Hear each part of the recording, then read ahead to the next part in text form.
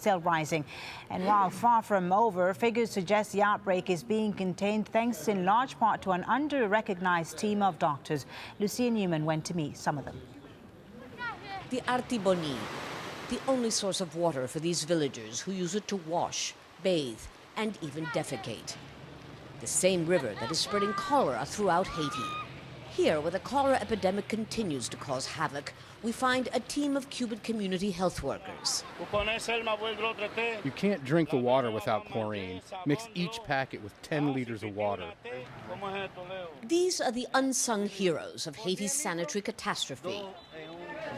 The 1,500 Cuban doctors and nurses who alone have treated 40% of the cholera victims in every corner of the country.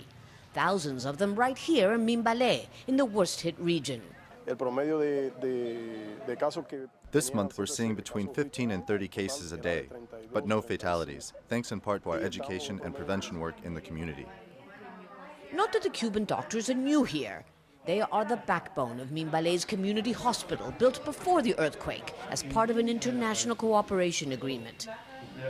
Dr. Armando Noahil delivered this baby just a few hours ago. I'm the only obstetrician in this area. It's our busiest field, so I'm on call 24 hours a day. The Cuban medical teams aren't in this country just for the emergency. In the 12 years that they've been in Haiti, they have treated more than 17 million cases. Most of them, in fact, in places where there are no Haitian doctors or other foreign doctors, for that matter, available. In this downtown hospital, 75-year-old Imen Fortune, who is virtually blind, waits patiently for her turn to have her cataracts removed. I used to sell food and work, but now I am helpless without my sight. It's a quick and simple procedure, but one which 51,000 Haitians who've had their sight returned by Cuban optometrists could not have afforded in their wildest dreams. It's all part of Cuba's medical missions program, started by Fidel Castro in 1998, a Cuban foreign policy move aimed at spreading goodwill, not just from, but towards the communist country. Whatever the political motivation, Cuba's long-term commitment here has made all the difference to millions of Haitians, accustomed to seeing most international aid organizations come and go. Lucia Newman, Al Jazeera, Mimbale, Haiti. All right, let's take you back now to Egypt, and tens of thousands of pro-democracy activists have returned to Cairo's Tahrir Square this Friday, 1 week after Hosni Mubarak's resignation. They're calling this the Friday of Victory to celebrate Mubarak's departure, but also remember the hundreds of people killed in the 18 days of the uprising. The activists also want to keep the pressure on the military so that the transition is quick.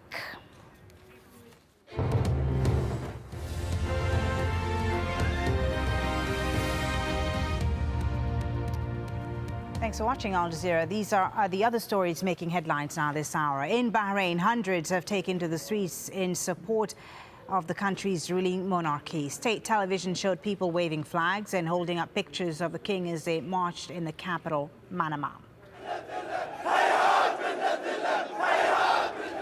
But elsewhere in the country, worshippers at Friday prayers chanted slogans against the ruling government. At one Shia mosque, the country's top cleric described Thursday's deadly crackdown on pre-reform protesters as a massacre.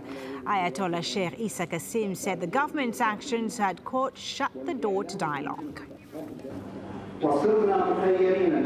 We've come to a time of deciding whether we surrender to the government and let it commit massacres against us. The world has to bear responsibility after this nation first takes responsibility for itself. There have been anti-government protests in various cities across Libya. Soldiers have been deployed in the eastern city of Benghazi. The country's second city has seen a violent protest with more than 20 people killed by security forces there. Reports are also emerging that another city, Baida, has been overtaken by anti-government protesters. Security forces are said to have been rapidly reinforced there. In Yemen, a so-called Friday of Rage has drawn thousands of protesters. 6 people have been killed in the unrest taking place through Thursday and Friday. One of the deaths took place after a hand grenade was thrown at protesters in the city of Tez. It's the 8th straight day of protests in Yemen. Voting in Uganda's presidential and parliamentary elections has been marred by deadly clashes in the east of the country. Some 14 million Ugandans were registered to vote and polls are now closing. President Yoweri Museveni is confident of a landslide win to extend his 25 years in power. The Japanese government is suspending its whale hunt in the Southern Ocean. It's blaming harassment by conservationists from the Sea Shepherd Society who have pursued the Japanese fleet for months.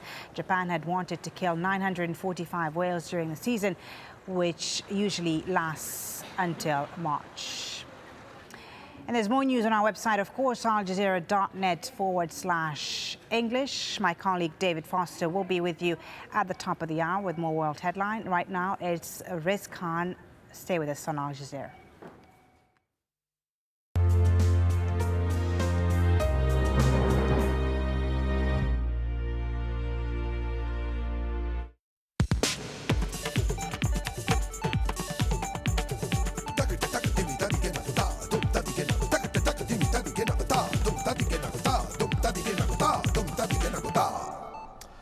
Hello and welcome. I'm Anand Naidu, sitting in for Riz Khan. Has Pakistan's blasphemy law become a political tool in the hands of religious conservatives?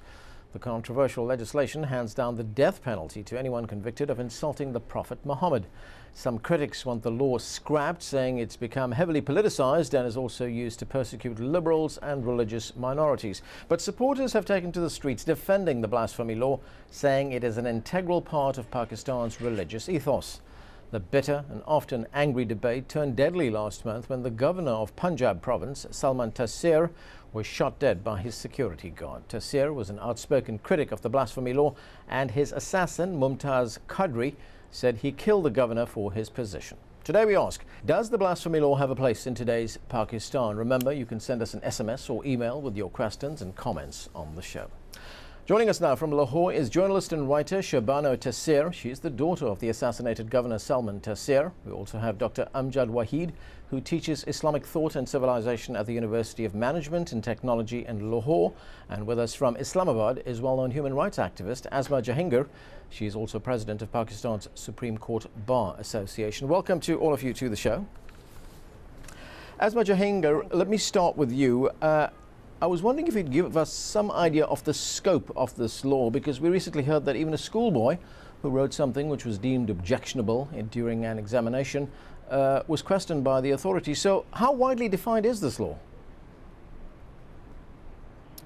You know, it has a huge intimidating effect, and the victims are large enough. You said that this is being used now as a tool to oppress liberal Muslims, and in fact also people of other sects that you don't agree with. But the reason why it was precisely put into law was to provide a tool to these people. After all, this came into law by Ziaul Haq. Before that also we were a country where 95% of the Muslims lived, and there was not this issue of people being arrested, people who were mentally disturbed, young children, a 14-year-old boy whose case I did, where the orthodoxy